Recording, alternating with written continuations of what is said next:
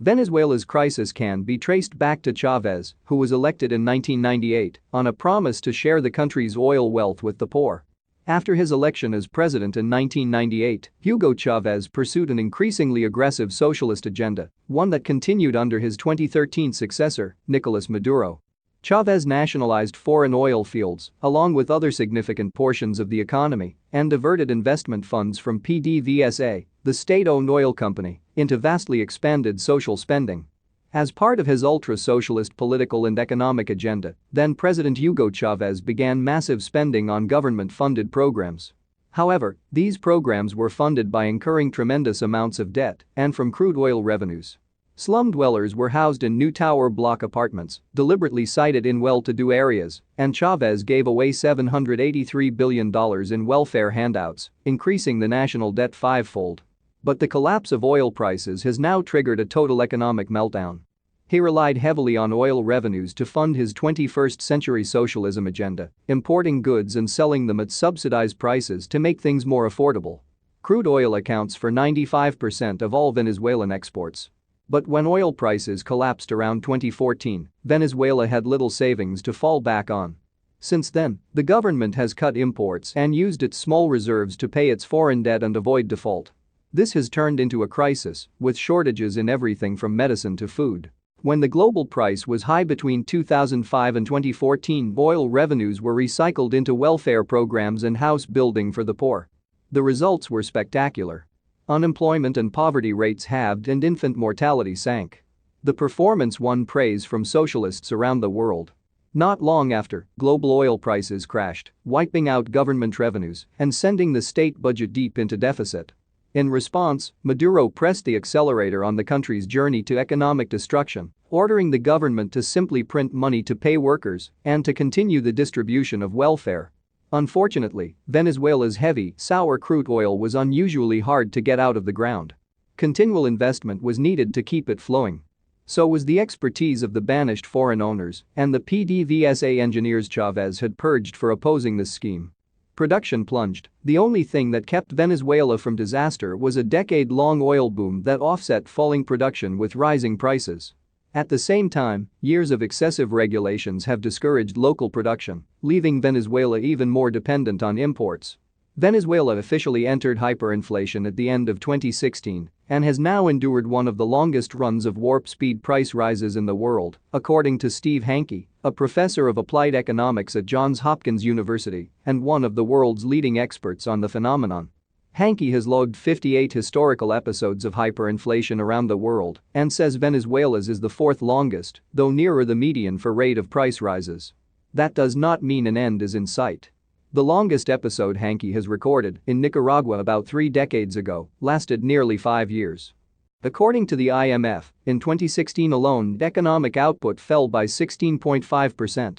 At the end of 2017, the contraction of Venezuela's economy was the region's largest ever recorded. Today, per capita incomes in Venezuela have fallen back to levels not seen since the 1950s. The puzzling thing about Venezuela's hyperinflation is not how it started and keeps accelerating, but why the government has shown little interest in stopping it, given the severe economic toll.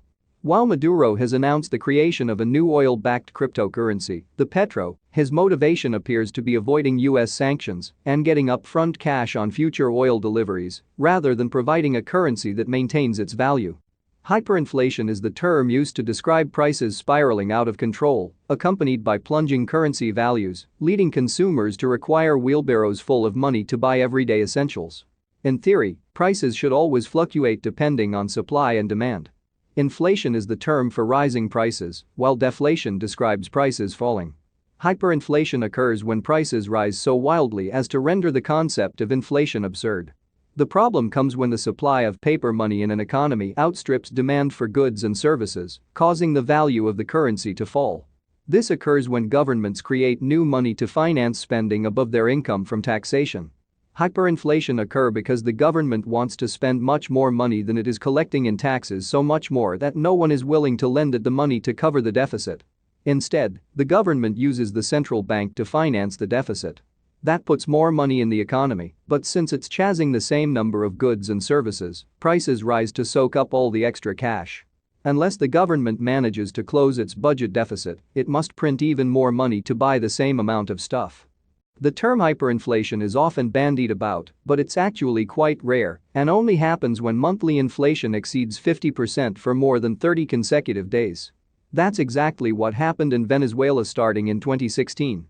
Hyperinflation in effect destroys purchasing power and encourages hoarding of goods as people and businesses anticipate further price increases. Periods of hyperinflation tend therefore to be self-perpetuating as shortages further drive up prices. Lack of certainty over prices removes the incentive for buyers and sellers. The Times reports that restaurant owners in Venezuela no longer have menus with printed prices, while supermarkets have also removed prices from shelves. Many people use cards to buy goods rather than cash. Hyperinflation removes the certainty that a paycheck will be enough to meet living requirements as prices rise to erode the value of wages. People can be forced to collect their wages in suitcases, although online bank accounts mean this is less of an issue than in the past. Aware of this problem, some Venezuelan companies have started offering unusual compensation packages, such as bonuses paid in eggs. Foreign currencies, retaining their stability, can also be used. Lower denomination currency becomes next to worthless. Over decades, inflation has the power to render some low-denomination notes and coins irrelevant where the government has considered scrapping them. Hyperinflation speeds this progress to unsustainable levels. There are often cash shortages and long queues at banks and cash machines as people require more money to make payments. In 2017 alone, hyperinflation caused the country's currency, the bolivar, to lose 97% of its value against a dollar. The exchange rate for US dollars on the black market is about 900 times the official rate, setting off a vicious circle for the nearly worthless bolivar that makes dollar-priced imports become prohibitively expensive. Many private Venezuelan firms either can't afford foreign parts or materials, thus limiting their production, or with price controls in place, are often forced to sell their products below the cost of production. The result is often insufficient revenues to continue production. The costs of the hyperinflation are staggering. Food shortages are everywhere, leading to widespread hunger. Poverty is increasing rapidly with many incomes incapable of keeping pace with the cost of living. The country is experiencing a massive brain drain, with educated middle-class families, most of which are not covered by minimum wage increases, leaving in droves rather than working with others to try and force Maduro out of office. Maduro's ability to stay in power despite the overall collapse of the economy depends on the support of three key backers: the security forces and the military, the roughly 25% of the population, mainly low-income families whose livelihoods improved under Chavez and who depend on government handouts, and Chavista gangs that are like a cross between community organizers and party paramilitaries. The government has remained in power so far through its ability to direct resources, such as remaining oil revenues and loans from China and Russia, to these groups. But more importantly, hyperinflation combined with an elaborate set of price controls enables the transfer of additional resources to these groups while simultaneously impoverishing the mostly middle-class opposition. Vast sums are transferred to ranking military officers by providing them access to US dollars at the official exchange rate. The military also benefits from its position overseeing the country's food distribution system, much of which it sells at a high profit in the black market. As an added bonus, food distribution creates a patronage network where loyalists receive food and opponents are deprived of it. The tragedy of Venezuela is that what is good for the country's current leadership is a disaster for at least 75% of the population. That's why, despite the ready-made solutions, it is hard to see hyperinflation ending anytime soon. Another mind-bending aspect of Venezuela's crisis is that while bolivar bills are worthless, they're also incredibly hard to find. The government no longer has enough money to buy money. And so most merchants, from fruit vendors to taxi drivers, now rely on bank transfers for even the smallest payments. Bolivar banknotes are increasingly scarce, probably because cash itself is one of the many things Venezuela is struggling to pay for. The government's mint no longer works, so it gets banknotes from abroad, and manufacturers expect to be paid in something other than the fast devaluing notes they produce. Venezuelans are using barter, dollars, and when the power supply allows, online transfers, debit cards, and even cryptocurrencies to scrape together what they need to survive. They can sometimes go for weeks without touching banknotes. Paper money has become so scarce that it's selling at a premium. If you want 100,000 bolivars in your hand, for example, you have to transfer 250,000 bolivars to the seller's account. As prices have skyrocketed, and with unemployment expected to grow to more than 36% by 2022, income has not been able to keep up with the need to buy food. Nearly 3 in 4 Venezuelans reported suffering weight loss last year, and, of those, a 9 kilograms loss on average. Venezuela has recently surpassed China and Mexico as the largest source of asylum applications to the U.S. With the homicide rate having risen to the second highest in the world, fewer and fewer airlines still fly to Caracas. Even more devastating to many Venezuelans than the country's lack of food is its medicine shortage, and according to Transparency International, the Venezuelan government is the most corrupt in the Western Hemisphere. Considering the declining economic conditions, citizens naturally pursue alternative means of storing value. In early 2017, the country experienced a cryptocurrency boom, which saw a record exchange of 805 bitcoins in 1 week. This figure dropped afterwards, but has surged again in the first quarter of 2018, as revealed by trading volumes on local bitcoins. While normal hyperinflations take place through excessive monetary creation, the government printing more and more money, Venezuela's hyperinflation is more severe because it also features a sharp decline in the supply of goods, as the economy has shrunk sharply each year since the oil price collapse in 2014. Not only does Venezuela have the highest inflation rate in the world, but it also holds the record for the highest crime rate. Food riots, protests and mass looting of stores are increasingly common. But chacuarismo, the resale of price-controlled goods at black market prices, is one of the fastest-growing sources of income. Another new activity is Bitcoin mining to gain access to a currency capable of holding its value. The calamity is mainly self-inflicted. After assuming office in April 2013, President Nicolas Maduro continued the lavish spending of his mentor and predecessor, Hugo Chavez, even though he didn't have the oil profits to pay for it. Excessive expenditures combined with inept management led to increased fiscal deficits, which the government financed by merely printing more money. The money supply has increased by 9% per week since last October 2017. In one of those weeks, in late November 2017, it increased 14% and by a cumulative 12,000% under Maduro. Constant minimum wage increases have further fueled hyperinflation. Scrambling to keep up with the runaway prices, Venezuelan President Nicolas Maduro has increased the minimum wage 3 times in 2018 alone. Now the basic monthly wage is 1 million bolivars. At the official exchange rate, which few people have access to, that salary is equivalent to $13.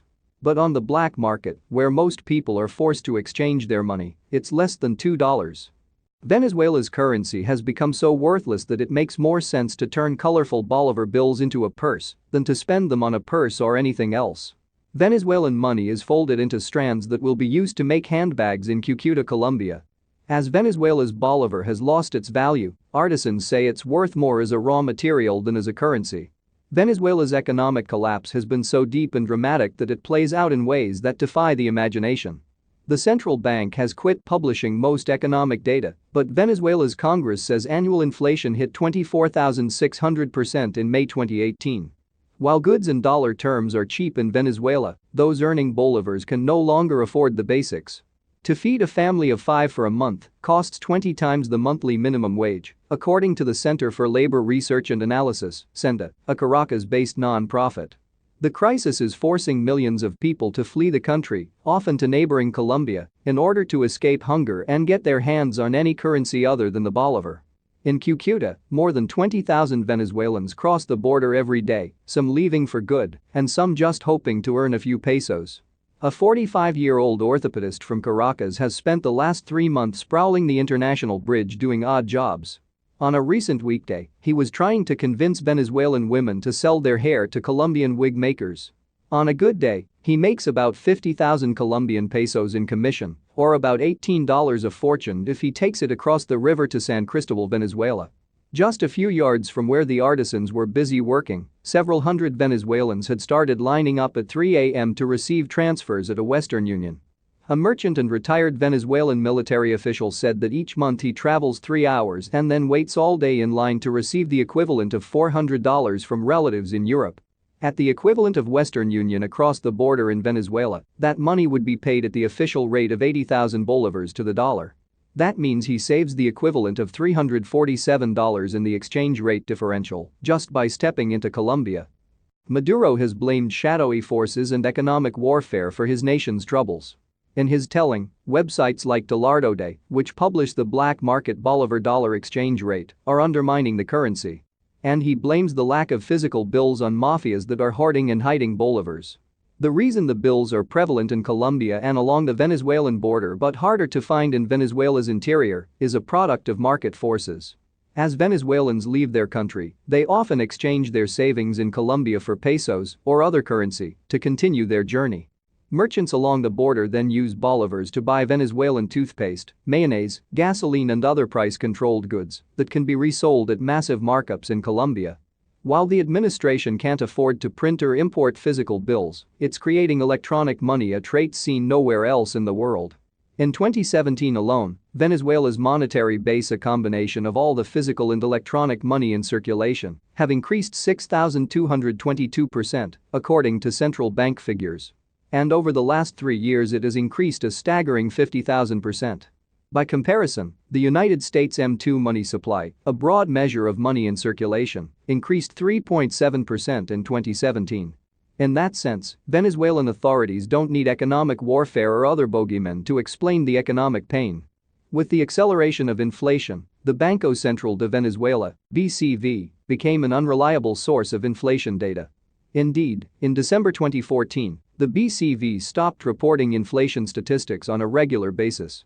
President Nicolas Maduro has passed blame for the roiled economy onto others, including opposition activists and officials in Washington.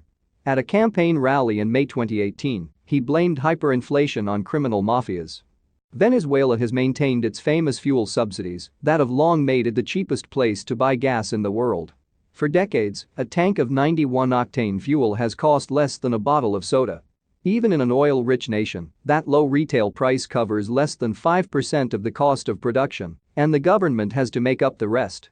This has been blowing a $10 billion hole in the country's budget every year. With the rest of the economy in shambles, the government has responded by printing more money, producing even more inflation. While the price of basic goods has skyrocketed, a single egg costs 200,000 bolivars. Gas prices are still as low as the Mariana Trench. A liter of 91-octane gasoline costs just a single bolivar, while 95-octane fuel costs 6. Only selected entities can exchange bolivars at the government's privileged rate. Most exchanges operate on the black market dollar rate, which is illegal but commonly used all over the country. At the beginning of November 2017, $1 would buy 50,000 bolivars on the black market. In May 2018, the rate is between 650,000 and 800,000 bolivars. Since hyperinflation has made the bolivar essentially worthless, there's a strong black market for U.S. currency. In early August 2018, a single dollar is trading for 3,500,000 bolivars. And that's how you get to a place where it's possible to buy almost 1 million gallons of premium gas for $1. Maduro's solution to the hyperinflation crisis has involved repeatedly raising the country's national minimum wage and taking 5 zeros off of the bolivar currency.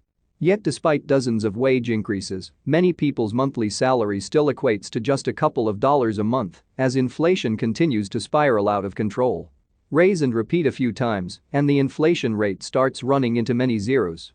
The end generally arrives in one of two unpleasant ways.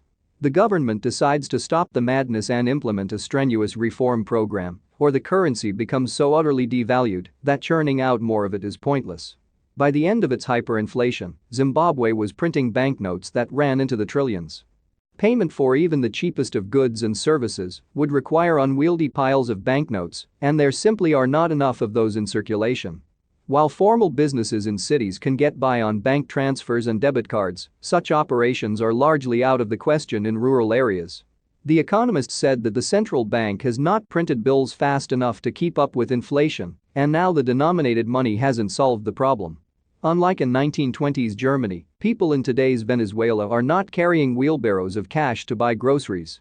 Instead, they have turned to electronic transactions.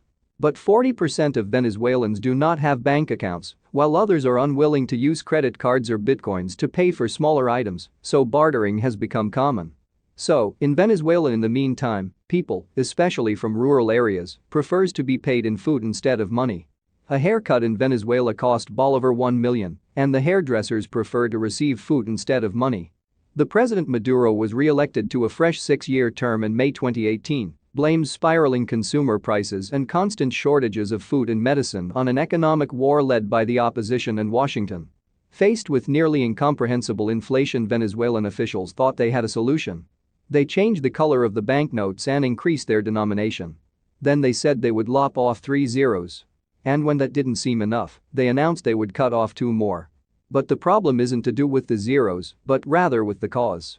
The Venezuelan government depends on sales from its state oil company to pay its debts. But mismanagement allowed production to sink to 1.2 million barrels a day in July 2018, on par with the monthly rate in 1947. In August 2018, President Maduro tried to end the hyperinflation. He devalued the bolivar by 95%, lopped 5 zeros off the face value of banknotes, and pegged the bolivar to the petro, the state-issued oil-backed cryptocurrency that he had created earlier in the year. The new-look bolivar is now known as the sovereign bolivar, VII. The introduction of a new banknote takes place amid the out-of-control inflation in the Latin American country, which led to a severe cash shortage. In 2016, a 100 bolivar note was the highest denomination bill. The minimum wage will be set at 1,800 sovereign bolivars, Maduro said at the presidential palace, flanked by his economic team. The petro, which will fluctuate, will be used to set prices for goods. But it didn't work. The petro was already widely regarded as a joke currency, so it was hardly going to be a credible anchor. And as Zimbabwe could have told Maduro, lopping zeros off the face value of the currency doesn't stop hyperinflation.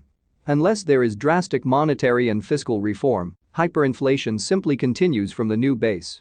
A recent move to slash 5 zeros off the previous currency became obsolete within months. Venezuela now has 2 currencies simultaneously in circulation, the strong bolivar and the sovereign bolivar, both of which are worthless. Bitcoin trading in Venezuela has exploded in recent months. In 1 week in early December 2017, Venezuelans traded nearly 1,300 BTC. That's worth $5.1 million, or $2.35 billion of Venezuela's shiny new, hyperinflating, sovereign bolivars. Perhaps this is the start of Venezuelans taking matters into their own hands? And it goes on to explain how Venezuelans are using Bitcoin to move money in and out of Venezuela, evading both government controls and the high fees imposed by conventional banks. It is simply not credible that he would simply stand by and allow Bitcoin to replace the elaborate currency structure that he has created. Although Bitcoin itself is censorship resistant, access to it is not. Using Bitcoin requires a smartphone and an internet connection, both of which can be outlawed and simply rendered unusable by an authoritarian government. Venezuela's hyperinflation rate increased from 9,029% to 10 million% since 2018, according to the International Monetary Fund, though it is expected to decline to back below 1 million% due to recent moves by the country's central bank, according to a recent IMF forecast.